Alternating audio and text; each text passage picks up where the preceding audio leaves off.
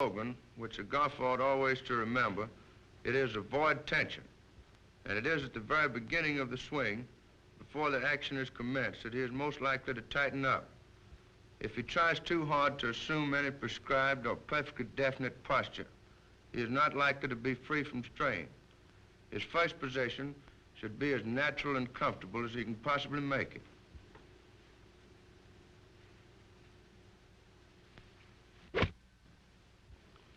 In addressing the ball, the body is held fairly erect, and the arms hang down naturally from the shoulders, not extended too much, nor cramped in against the side of the body.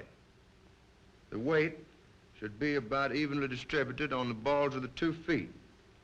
The knees should be slightly bent, and the whole attitude should be one of alertness, from which easy movement in any direction is possible. Relaxed muscles can move quickly and easily. Taut muscles cannot. The golf swing requires quick muscular responses in order to produce a smooth flow of movement and to assure a perfect balance of the body even when the action becomes very rapid. It seems a little thing, but it is a fact that the player's approach to the ball can assist him greatly in falling comfortably into a relaxed posture. Continuous movement allows no time for the muscles to set. Here is the first step. Having approached to just a sufficient distance from the ball so that the club can reach it easily, the club is grounded so that it will furnish a measure of the distance from the player to the ball when he steps into position. A look towards the hole or down the fairway, and the left foot swings into position. The proper line has been determined.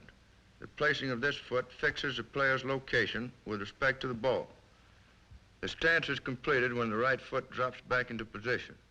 Meanwhile, one leisurely waggle and a little twist of the hips to break up whatever tension may have crept in, and away we go. Although there are certain features of stance and posture which must be arranged before a correct swing can be accomplished, the requirements are never so precise that they cannot be adjusted to the needs of the individual.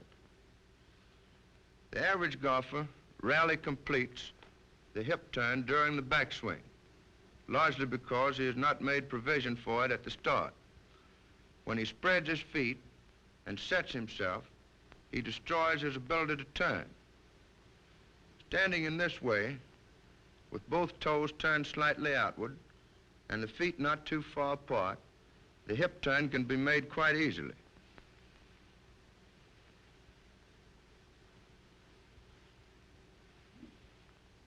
A tremendous amount of power can be obtained from a full wind-up of the hips, and this is only possible when the stance and posture are so arranged that there is perfect freedom around the waist. The leg and foot movement, which makes this full turn possible, is a thing which the average golfer rarely trusts himself to attempt. It is easier to continue a movement once begun than it is to make the beginning. So in order to encourage the hips to turn during the backswing, they are called on to originate the movement.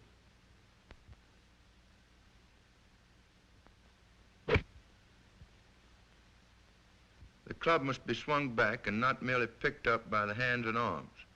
And the thing which makes it a swing is a push backward by the left side and arm.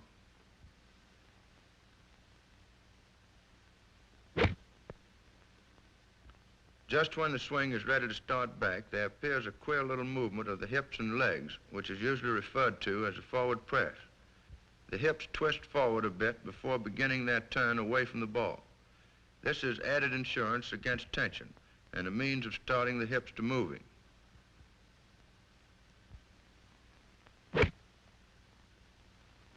You've probably seen this position a number of times, particularly with beginners. It's the result of moving the head backward during the backswing and transferring all the weight to the right foot. The other common fault is to leave too much weight on the left foot during the backswing in this way, so that when the downswing is attempted, all the weight goes back to the right foot. I find it very helpful, in order to assure proper handling of the body during the backswing, to feel that the weight rolls off the left foot over to the inside of the foot, like this. At the same time, the left knee bends and moves over towards the right, and the right leg begins to straighten as the hip on that side is thrust backward. Not all of the weight is transposed to the right foot, but the player has stayed back of the ball where he can move his body into the swing as he hits through. If the weight moves towards the toe of the left foot and the knee bends in this way, the player will arrive at the top of his swing with too much weight on that foot. The chief trouble with Guy here is that he does not swing the club back in the manner I've described.